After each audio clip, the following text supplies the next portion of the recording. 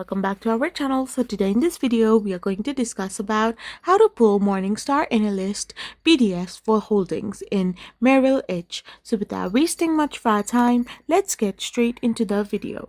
So to pull Morningstar Analyst PDFs for holdings in Merrill Edge, all you gotta do is simply go to Merrill Edge account. So to be honest, you cannot directly pull Morningstar Analyst PDFs from your Merrill Edge account, as the two are separate platforms.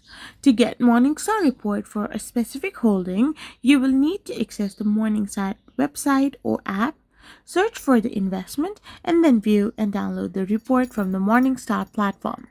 So once you have done this, to view PDF holding for your entire portfolio, you can create PDFs of your portfolio holdings through the Morningstar website, but not through Merrill Edge.